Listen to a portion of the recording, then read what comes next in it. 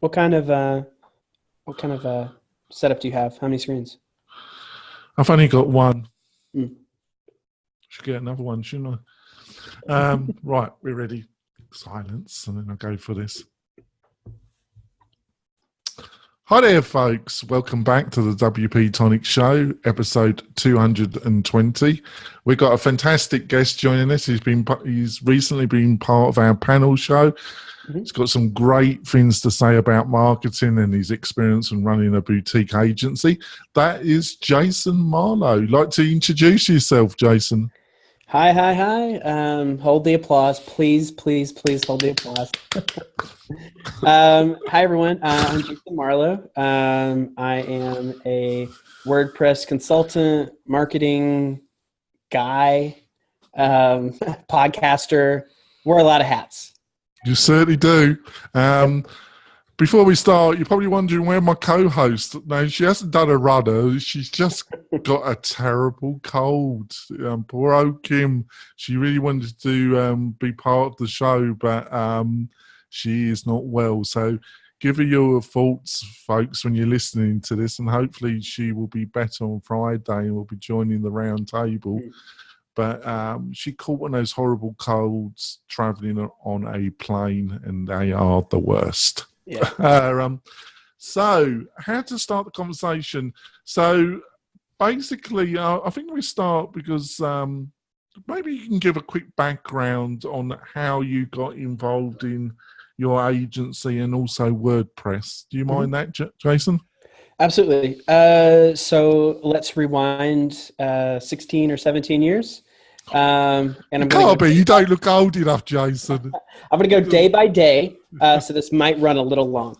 About 16 or 17 years ago, I was still in high school at the time, but I got really interested in websites and how to build websites, and started out with HTML and CSS specifically.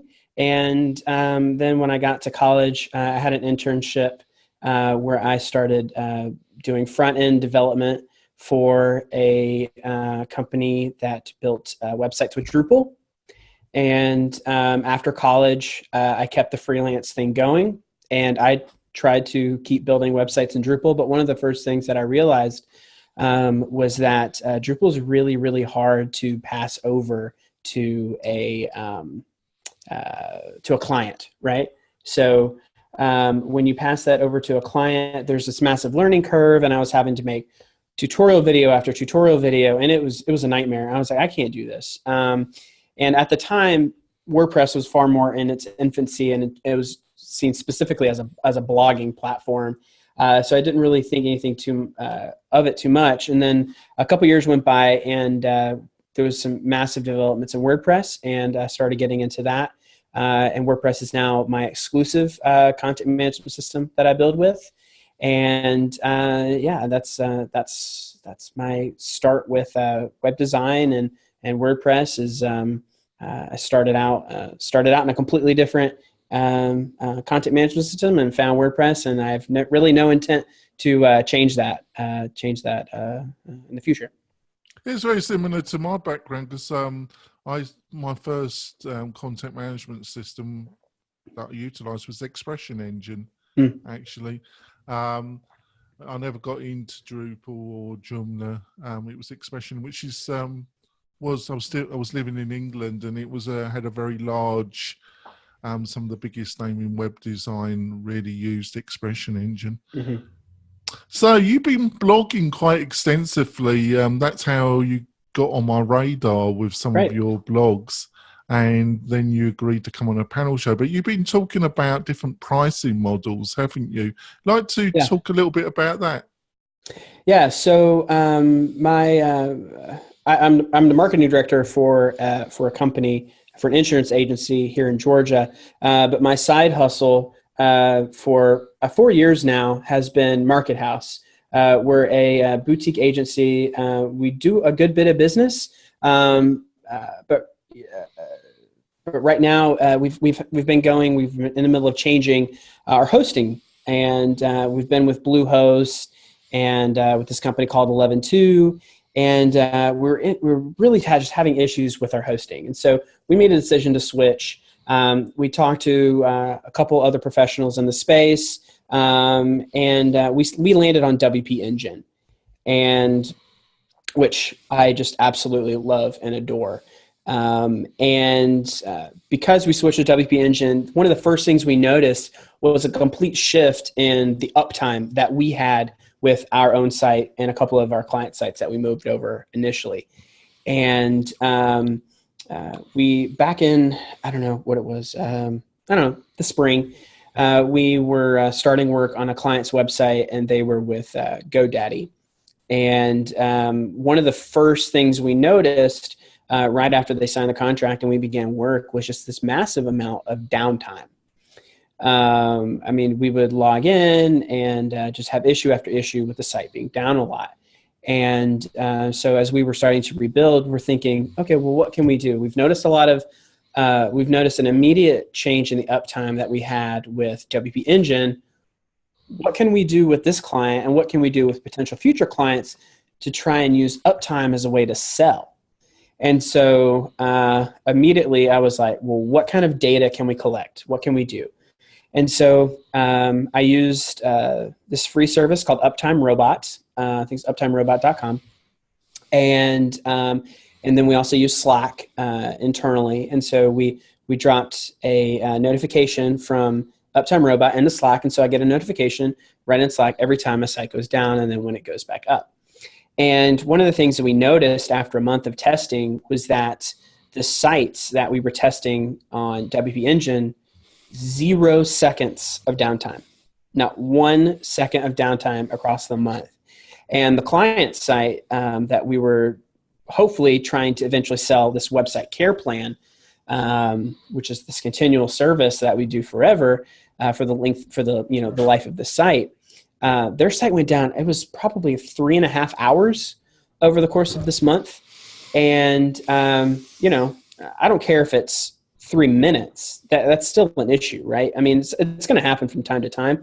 But when you have 3.5 minutes where it's these blocks of like half an hour or I think one of them was like 2 hours that it was down, we noticed an immediate opportunity to try and work this model into what we do. So now every time we get a new customer, we onboard by adding them to Uptime Robot, and we start monitoring that immediately before we even have the conversation of where you're going to host it afterwards. What's the plan for after we build the site. So we actually worked with WP Engine over the last month or so to develop a case study on this, on how to sell add-on services and hosting using Uptime. And I'm sure, Jonathan, we can link to that here in the show notes. Sure. It's super valuable, and we're really excited to do that. But yeah, the concept is to, even when you're prospecting, maybe even before you sell, that you are monitoring that. And say you go out and you find 10 companies that you really want to redesign their site. Immediately stick them on Uptime Robot, set up that Slack integration, and monitor their traffic. I found that if you find a good point of contact and you email them, they're like, "Oh wow, I didn't even realize it was down." You're not necessarily selling at that point. You're establishing yourself as somebody who knows what's up, and when they do need you, maybe they're going to look to you. So I definitely think it's Uptime. Selling clients with Uptime is definitely a valuable tool.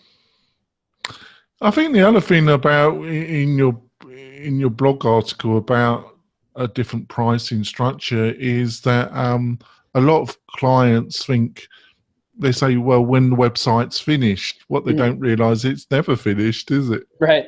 No. Yeah, that's another thing that we've been experimenting with is you have two camps, right? So you've got typically what's been like a cheaper model where, I don't know, you spend $99 a month for a website from some guy, and you just pay that for however long. Or you have a upfront cost, like a 50% down. You've got this milestone model where it's 50% down, 20% midway, 30% on completion. And then you try and sell them these add-on services at the end. And I think there's an approach that you can do for kind of that middle ground SMB client, where you can sell them like a 2-year website plan where you take the cost of what you would typically charge for the website, for all your maintenance, for your hosting, for whatever it is you do. Look at what that spend is typically across 2 years. Break it up month by month, and then after 2 years, you sell them on a website redesign. So we've had some varied success with that. We've got I think 2 or 3 clients on board with that since we've been testing since the spring. So I think it's definitely an interesting model, and I would love to know if anybody else is doing that same thing and kind of their successes, how they're kind of treating that. There is some kind of weirdness with the contract and stuff like that. So it's definitely still in like alpha testing.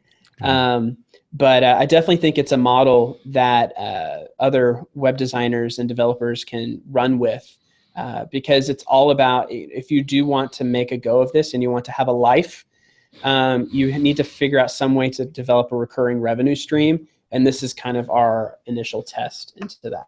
So that's definitely something you got to work on, because otherwise it's just feast and famine, isn't it? Yes, exactly. Yeah, and you go through these massive areas where it's like 4 or 5 months where it's famine, and then you happen to sign 3 clients in the same week, and then you have to try and figure out, how do I space that out for the next famine time. So yeah, no, absolutely. And I also think a lot of small boutique agencies, for very obviously reasons, doing the work and also doing all the prospecting, marketing to your target audience becomes quasi impossible to do correctly. Would you agree with that, if you're also attempting to do all the work? Right, absolutely.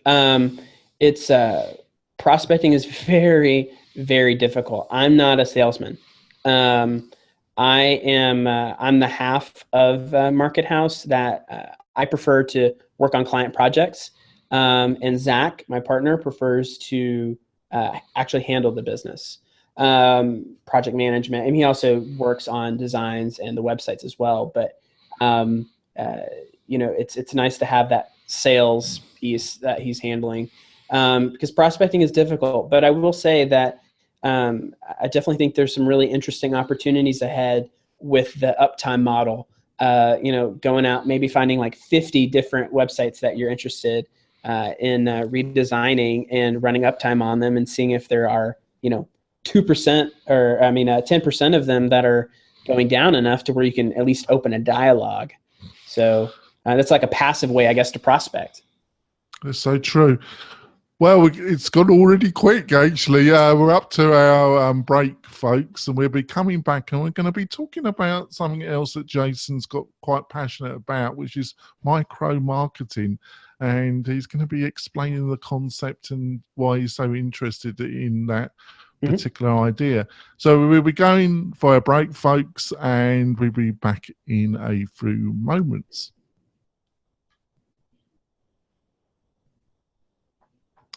We're coming back, folks. We've had this great discussion with Jason, and I was looking forward to it. Poor old Kim, you missed a great conversation, but I'm thinking of you. Right, Jason, before the pre-show discussion, you brought up this idea of micro-marketing. Tell us more, Jason. Thank you. So as I was explaining before the show, for our listeners, I am on a one-man mission, or a two-man mission, because we talk about it on our podcast with Zach. We're on a mission to redefine micro-marketing. And micro-marketing is typically, you can kind of boil it down to kind of this concept of niche marketing. We are really passionate about trying to go like even further than, this small niche of just like this 10 people, right? Or whatever that niche is. But these concepts of, I believe Google calls them micro moments. So kind of trying to create this all-encompassing concept where with micro marketing, every aspect of the brand is perfectly aligned, no matter where you see it.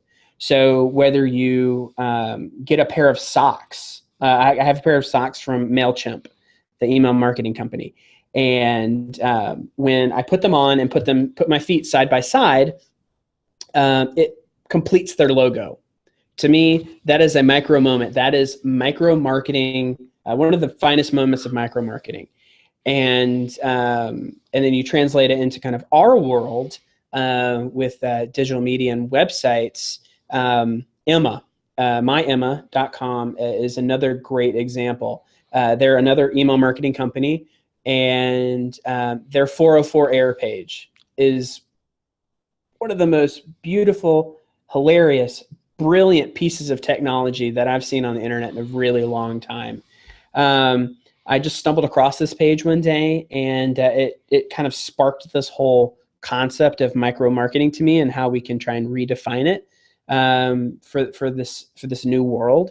And it's just because how many times, Jonathan, do you hit a 404 error page? Been lucky so far. Normally, I'm very good at doing it, but lately I haven't for the past couple of days. Pretty regularly. Yeah. Go on. Okay. Yeah. So, but for the average user, I mean, you're not hitting that 404 error page that often, right?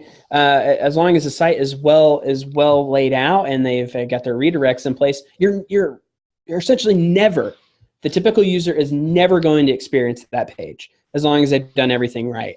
And the funny thing about Emma is that they do everything right. I was actually looking for the 404 error page.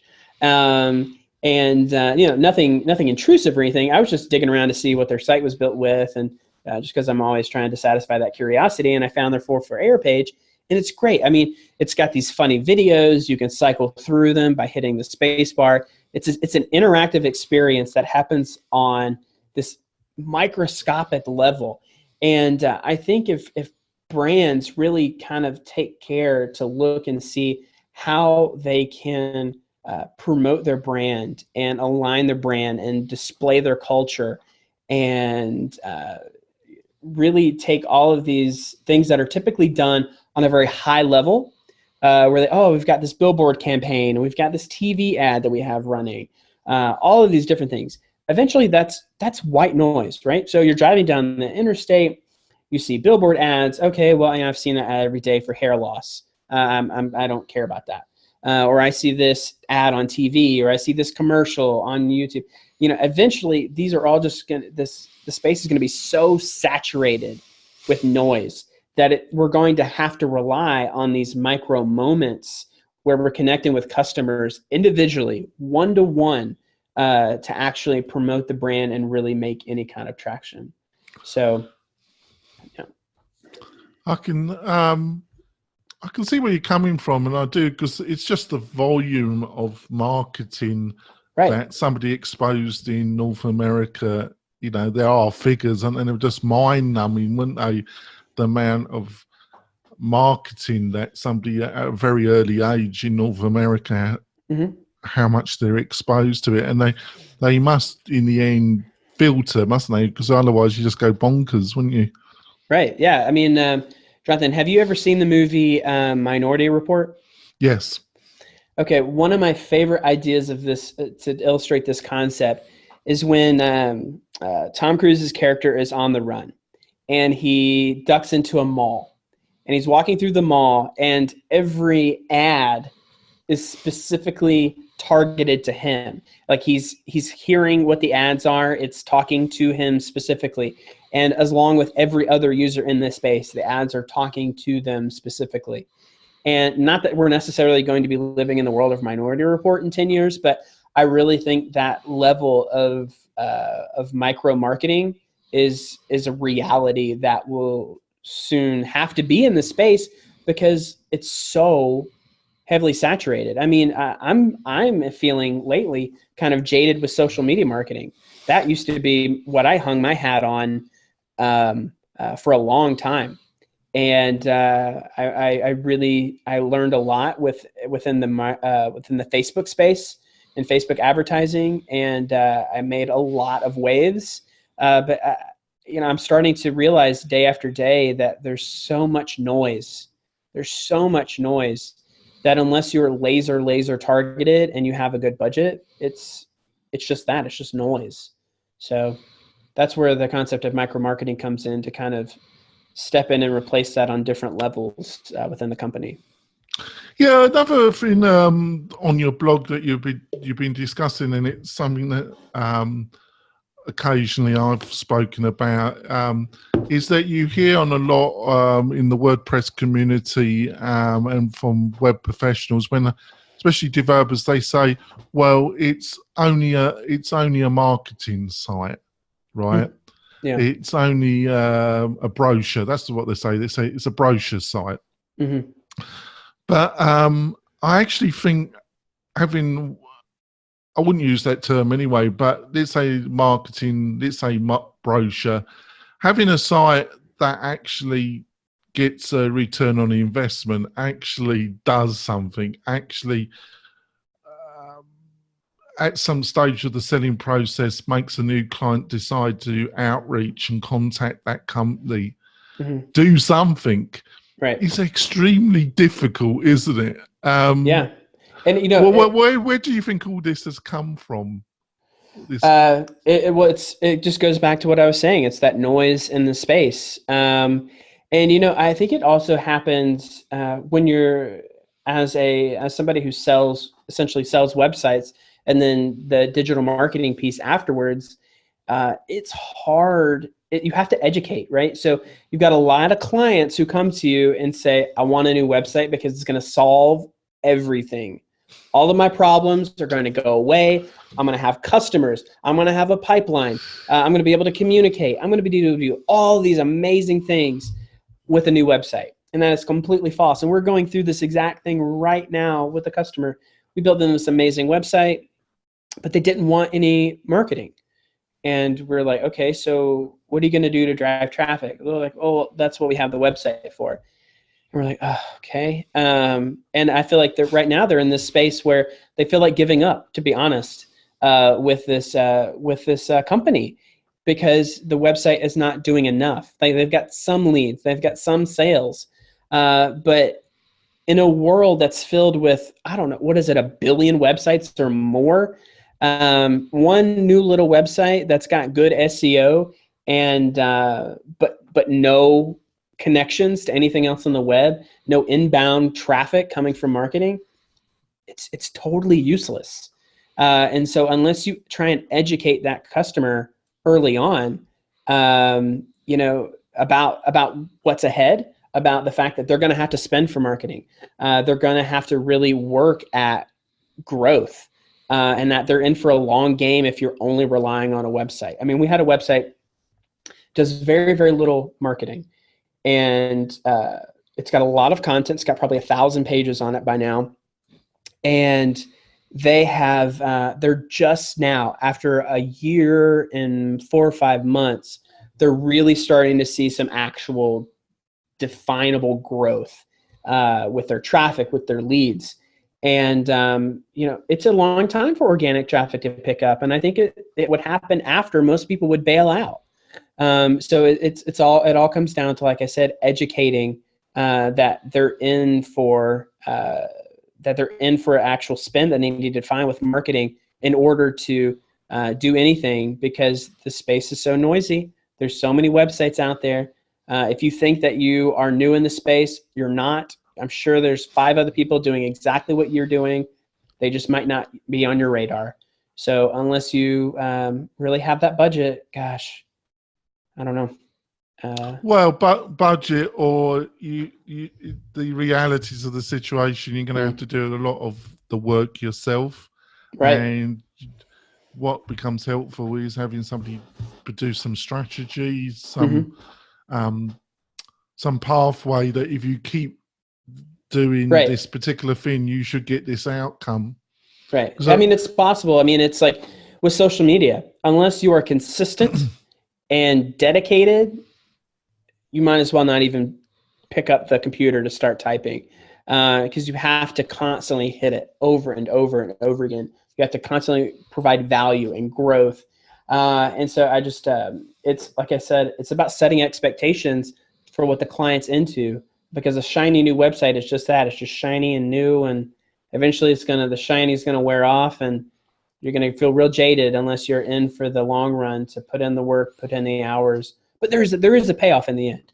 There is a payoff when you start to see the leads coming in and you're closing sales, and people are using your live chat, and people are using your contact forms to get in touch with you, and you see that that traffic rise. So there is a payoff, but you have to set the expectations early on. I actually wrote plugging a bit of my own content, but it is totally linked. I think that's allowable. It's your show, right? Yeah, it is actually. I wrote a very extensive blog post about the complete guide to customer acquisition. And I went in all the things I've learned over the past couple of years about getting new customers and the process of getting them. So it's pretty in depth. Because I do think, I do feel that there is some misinformation put out there around email marketing, about social media. And I understand why it's said, but that's why I wrote this post. And I did my SEO research as well, Jason. So I think the time's gone quick, actually, folks, and we're going to wrap up the podcast part of the show. We're going to continue the discussion for about 10, 15 minutes, and you'll be able to see that on the website with the full transcript of our discussion and with the links that we've discussed. Plus, the discussion will be on the YouTube channel. Please subscribe to that. That really helps. So, Jason, how can people get hold of you and learn more about you and your company and what you've been up to? So you can check us out you can check me out a couple different ways. You can find me at jasonmarlowe.com. That's MARLOWE. And the same handle on Twitter, Jason Marlowe. As I mentioned before, our company is called Market House. It's mkt.house online. And you can check me out on my podcast at Lunch Break MKT or lunchbreakmarketing.com. Yeah, the podcast is fantastic, folks. Do go and listen to it. Jason and his partner bring up some fantastic thoughts and discussion points. How to get hold of me, folks, and the show. That's really quite easy. You can get hold of me on Twitter at Jonathan Denwood. I kind of like spend a bit of time every day retweeting stuff and then just reposting from the archive, the 240 shows that I've done. You find that. Go to the WP-Tonic Facebook page. There's some good content on there. Or you can email me, Jonathan at WP-Tonic.com, and I do answer my email, not the same day probably, but if you've got a question or you want something, some advice, I'm there to help out.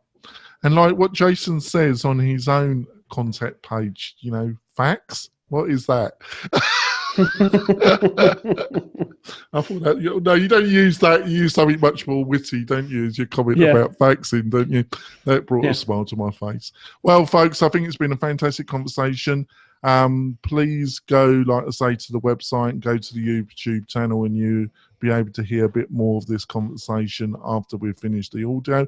And just to wrap up, if you can go to iTunes and give us a review. I know if you're on the PC, it's a total pain in the posterior, but if you can, if you're getting value from the show, it really does help the show. And we're moving back up the rankings. We're getting more and more people listening to the show. And hopefully Kim, my co-host, will be a lot better and will be joining us next Wednesday. We'll see you next week, folks. Bye. Bye. Well, back to the bonus content. I was going to ask you, I'm a great listener. Unfortunately, I've forgotten his name, but he does a really series of great videos about digital business and the trends. And the website is L2 Inc. I don't know if you've watched any of his videos. Is that level 2? Yeah, level 2. Yeah, I've heard of it. I might have seen it, but I'm not a consistent follower. Yeah, he does a series of really quite insightful videos. Don't agree with everything he says, and one of his last videos he did himself was the 4 horsemen of the apocalypse. That was Google, Apple, Google, Facebook, and Amazon, right? And basically, he was putting in. He was saying that all 4 are just kind of just eating up all the competition, just sucking all the air out.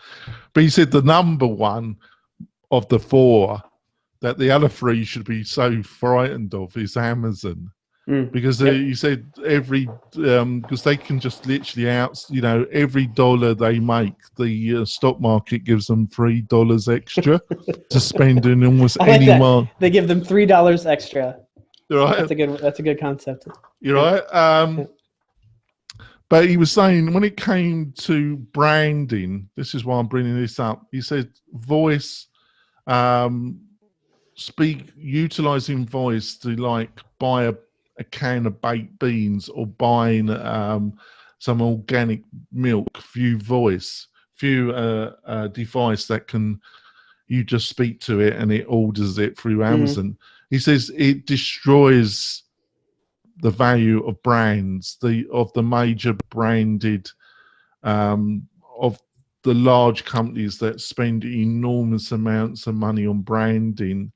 It actually destroys that mechanism. You set up a brand and then you just throw a load of money at it and then you get so much return because the brand is the reason why somebody would spend 20% extra. What do you think of that? Do you think there's any insight in that, or do you think it's a bit too? I felt it was a little bit too extreme myself. To say that it destroys the brand. Well, the key pillar that if you go to a business school, if you do an MBA or you do, there's one of the key things one of the things that's taught to you is that you want to build value for your company. You've got to build a brand. Yeah. So I wouldn't say that it goes so far as to destroying the brand, but branding is very important to me. Because I think everything should reflect the brand. Just like that whole concept of micro marketing, every single thing that you do should reflect the brand. But I don't see how using voice, and maybe I just need to go and look at the article, but I don't know if using voice devalues that brand at all, because something's got to happen in that user experience, in that user process, in that buying process, to get you to the point where you know about that brand to purchase it. I think you're spot on there, and that was my own view about it. Well, obviously, if you just say whole milk, organic whole milk, they can send whatever. They don't have to send you a branded. But if you actually say, I don't know, if you got a particular favorite of organic milk and you say that brand, they're gonna have to send that to you, aren't they? Yeah. So just thinking about my own consumer habits. When I go to the grocery store, because I do the shop most of the time, when I go to the grocery store, I have key products that I stick with brands. Brands that I'm like, okay, I know this tastes better, or I know the quality of this is better with this specific brand. But when you come down to stuff like, I don't know, things that might not matter so much, it doesn't matter about the brand to me. And so I think that with companies, say for food, since that's the kind of topic that we're on, when it comes down to branding, I think that, if you are on top of the movement where, you have like the non-GMO or quality ingredients, and that's really important to you, and as long as you've established a good, strong brand, that buying decision is going to be reflected regardless of whether they're going to the store or buying it online or talking to their Amazon Echo and saying, Echo, buy me Cheetos, whatever it is. So, I don't think that voice devalues that at all. In fact, I think it shows us the value of that name brand recognition when they get ready to make a buying decision. So if you say, I want whole milk, well, maybe you haven't done a good enough job in that market, and maybe they should be saying buy Mayfield whole milk or whatever it is. So, yeah. I just thought I'd put that to you because I totally agree with what you just said, but I thought it was useful. And do go to his www.l2inc.com. Like I say, I don't agree with everything, but they folks, they give good thinking points. Another thing, we seem to be in interesting times really when it comes to digital marketing and marketing in general, because obviously newspapers are still in decline. A lot of them haven't really worked out what their digital strategy should be that well. Yet we're finding also people, other forms of digital marketing, showing adverts on websites. You were talking about becoming indifferent to advertising on social media platforms. Do you think it also seems it's you've had some major, I think it was Procter & Gamble said they were really cutting back on their digital budget about a month ago. They were really cutting back substantially. Do you think it's just that a lot of people in marketing, even the really big players, really haven't worked out how all this is going really? It's all up in the air. What's your feeling?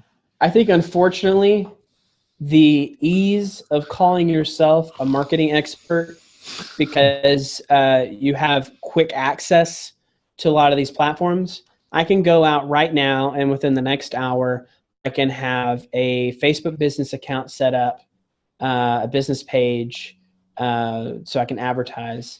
I can have a Google AdWords account, a Bing account, and a Twitter ads account. I can have that all set up in the next hour. And can I call myself a marketer?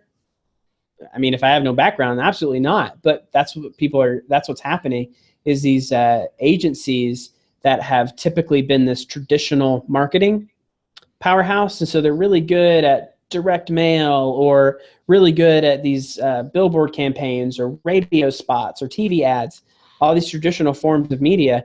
Because it's so easy to enter the market and become a digital marketer, I think that you have a lot of people who are doing it wrong.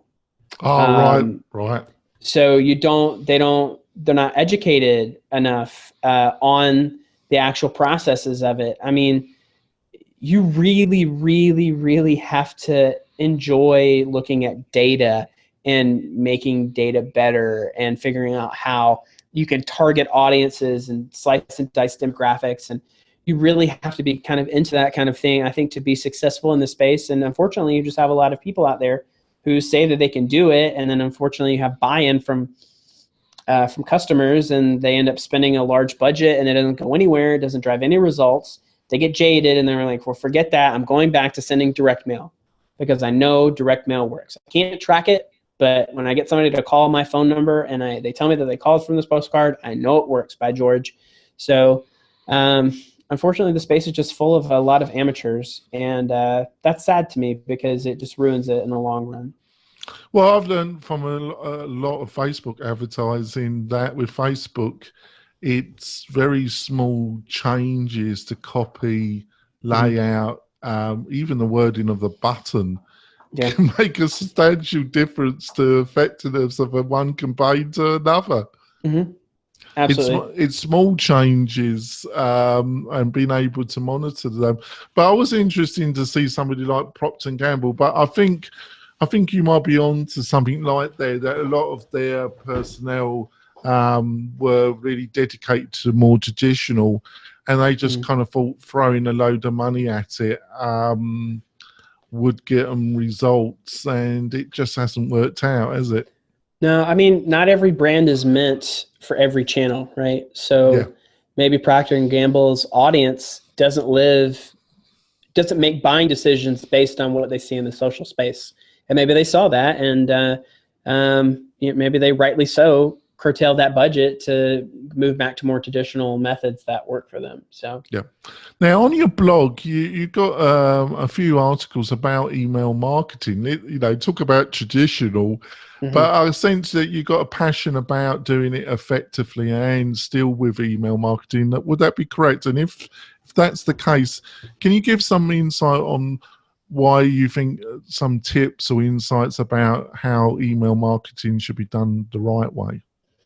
Yeah, so I do believe that email marketing is a massive channel that's not been overlooked, but the power of it's been overlooked for a long time just because everyone's got it. But there's a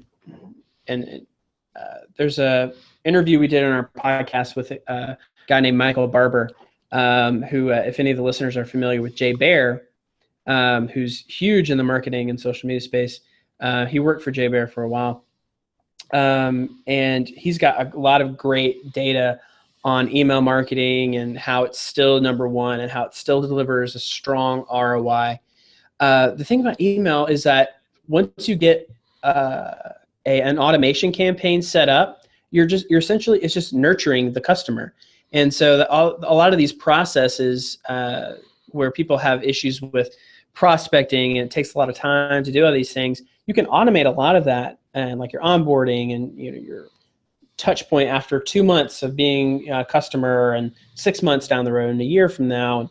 You can automate so much of that, and you just have new business just kind of coming in passively because it's just running. So there's a lot to be done with email marketing. Zach, my partner, he has a stronger passion for it. He does a lot more than me.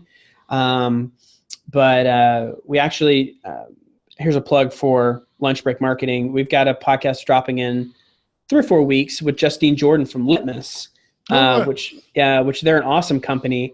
And she dispels a ton of like email myths. Like you can't say free in a subject line, and you can't use emojis, and you can't do this, and you can't do that, and things about authentication. It's really insightful. And I actually thought something completely different than her, and she turned me back onto her page about as far as analytics and tracking email. So I definitely would recommend you guys listening to that once it drops if you're interested in email marketing. Oh, I think that's great. I think we'll wrap it up, because obviously you're a busy man. I think we covered some really interesting ideas. I think in the bonus content, I probably waffled on a little bit about L2 Inc., but there we go. I thought I like a different tone for the bonus content. Just to wrap it up, I know you've did it for the podcast. How can people get hold of you again, Jason? You can find me on my website at jasonmarlowe.com. That's Marlowe, Marlowe. The same on Twitter, Jason Marlowe. My company is called Market House. It's mkt.house. And then, of course, listen to me on my podcast, Lunch Break Marketing, lunchbreakmarketing.com, or on Twitter at lunchbreakmkt. Oh, that's great. Thank you so much for coming on, Jason. It's been a blast. I really enjoyed it. And loved folks, like I say, got anything you want us, any experts, people that you would like us to interview, just send us an email or get us on Twitter. And you got any comments about the show, just send it through Twitter or email. We love feedback. And we'll see you next week, folks. Bye. Bye.